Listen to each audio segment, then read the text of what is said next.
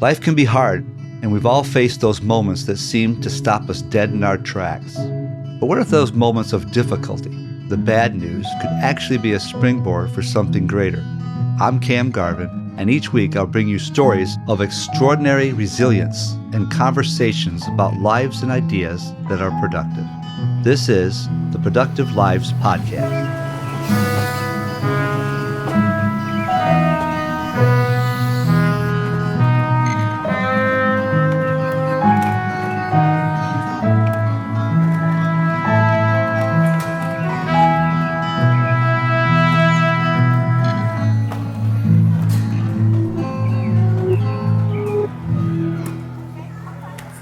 Welcome back. Today we're sitting down with Michele Cramp, a woman who experienced unimaginable loss in April of 2025. In part one of this heavy but necessary conversation, Michele walks us through the fateful day and the heroic love of a family trying to save one of their own. A brief warning, this episode discusses sudden loss and suicide. Here's Michele's story. I met Michele in the streets of Kensington. Both of us shared our story, and we realized that I knew a little bit more of her story. We were out with The Rock.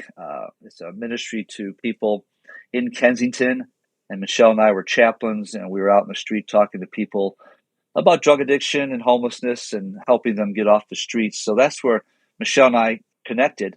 But I just want to kind of summarize a little bit of why we're meeting today, and then we'll have a great conversation. In April 2025, Michele Cramp lost her two sons, David and Thomas, and her former husband, Christopher Cramp, in a tragic train accident in Bristol, Bucks County. Today, we're going to talk about that event. But before we do that, Michele, welcome to the show. Thank you. And I just really want to talk to you about, before we talk about the incident or the accident, just tell us about David and Thomas and Chris. Who were they? How can we get to know them a little bit better just through your words? David was my oldest son. When he died, he was 30. Okay. Thomas was my 24-year-old son who was struggling with mental health. And then you had your former husband, Christopher?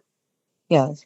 What would you want people to know about them that maybe the headlines? I know I watched the news clip. What would you want people to know about the three of them that maybe people don't know about, something, that you remember? All three of them were amazing. Christopher was very, very well known to the community. He was a firefighter in the borough. He worked for outreach. My two sons were very well known to the community. Excellent sons, fathers, husbands. Yeah. How did they impact the people around them? It seemed like when I saw the video, the Bristol Borough just jumped in and really supported you. They definitely did. I don't know really how to explain it. They really had an impact on Bristol Borough. They've lived there most of their lives. They did live in Tacony for a while. Okay. But most of their lives they've been in Bristol.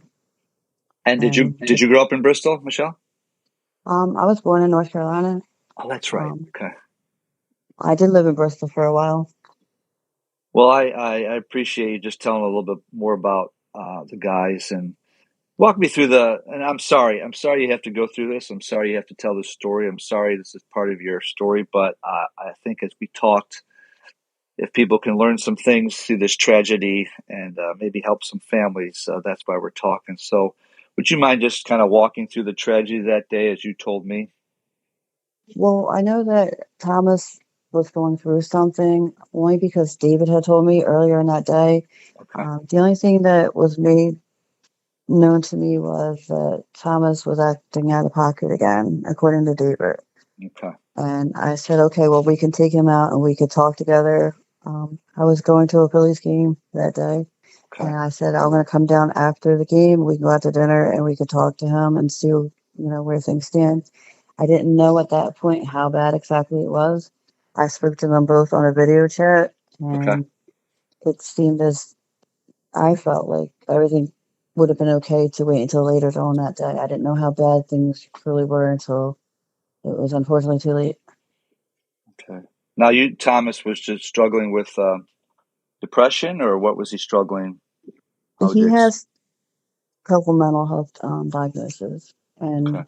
I don't really know exactly what was going on with him that day. I just know that things that Thomas wasn't allowed to go on or wouldn't have been okay with going on was apparently happening. I didn't know that until after I called my son to tell him I was on my way. I stopped to feed my cat at home, and then I Okay. was going to go down there. Okay. And he said, yeah, that would be fine. We were still going to go. And I asked him if he talked to his youngest brother to see if he wanted to go with us too. Mm-hmm. And he said, no, not yet. Okay. And then I was getting ready to leave, and my youngest son called me. He said, Mom, what news did you get? I'm like, what are you talking about? I said, did David tell you I'm on my way down there? He said, Mom, don't freak out yet. Mm. And I'm already freaking out at that second. And Frankie says to me, they found Thomas's phone on the tracks, and they found a body. Mm. So I'm already freaking out. So Yeah. I'm like, all right, well, I'm going to get an Uber. I'm going to pick up your sister, and I'm coming. Well, so many thoughts going through my head as I'm getting my daughter and my granddaughter and my grandson. We get down there, and there's police, ambulances all over the place. And we're by the train station where I would normally meet my kids at. And I see my youngest son, and I'm like, Frankie, what's going on? He wouldn't say nothing to me. I saw my oldest son's oldest daughter's grandma. I'm like, tell me that's not my son. She's like, I can't be the one to hurt you. Just go to the police station. And I'm looking at my daughter, and I'm looking around like something's not right. Yeah. So we go to the police station. I see my sister, who I haven't seen since my brother passed away. And I go inside the police station, and I see everybody from my family pretty much in there. My youngest son went to go to the police station with me, and in my heart, I knew he knew something. Yeah. But then they make an announcement there that there was 3 people on the tracks and no survivors. I'm looking around. I'm still so confused at that moment. Yeah. But then we found out that it was Christopher, David, and Thomas. Oh. That they went to go get Thomas, apparently off the tracks. Okay. And I'm hearing different stories. We're not, I'm not really ever going to get the answers I want to know. But we were told that they were able to get Thomas out. Or I guess they were getting him off the tracks.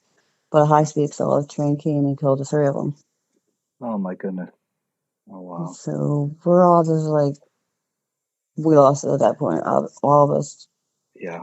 I saw my ex-husband's stepdad was there. My daughter-in-law's. My daughter-in-law says, don't hate me. I did what I thought was best. But she did. She did. She reached out to the people that were right around the corner.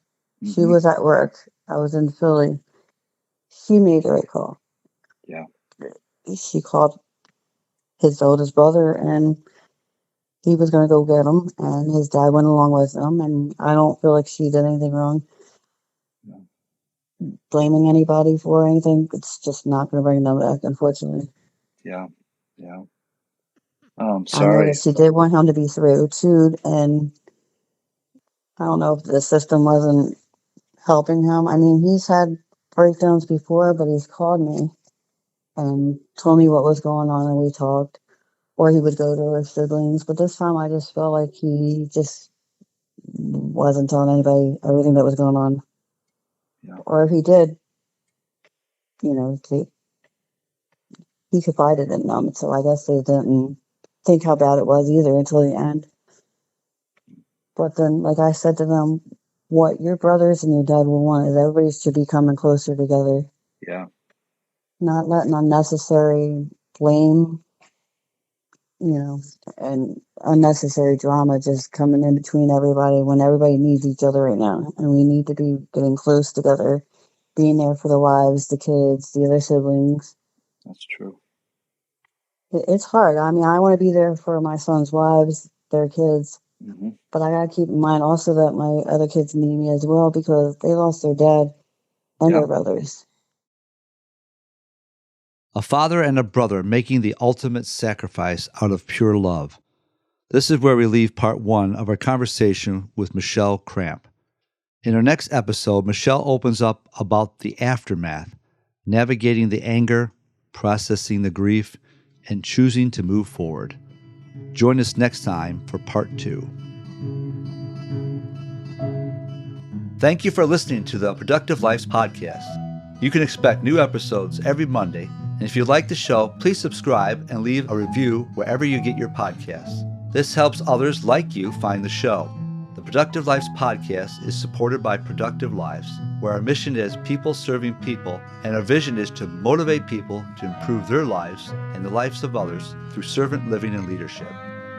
If you want to live a productive life and help improve the lives of others, visit our website for more information, productivelives.org. The Productive Lives podcast is produced by Studio D Podcast Production and hosted by me, Cam Garvin. I'll see you next week for more stories of resilience and conversations about lives and ideas that are productive.